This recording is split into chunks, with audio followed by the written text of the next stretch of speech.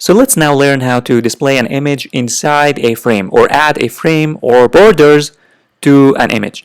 So here I'm going to create a new function called create frame, and this time I'm going to just open the image form inside the function. So here I'm going to say image, and then it's going to be open. It's going to be equal to the image.open,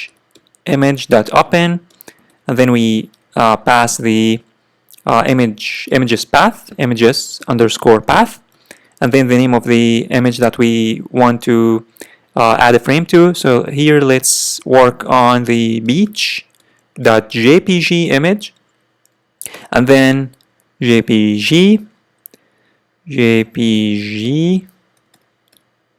and then let's add a frame to this image. How can we add a frame? Just images ops class image ops, and then dot, and then expand, and then this expand takes 3 parameters. First, we need to make a copy of that image. So I'm going to say here image.copy, which is just a copy of this image, which is the beach image. So it's just going to make a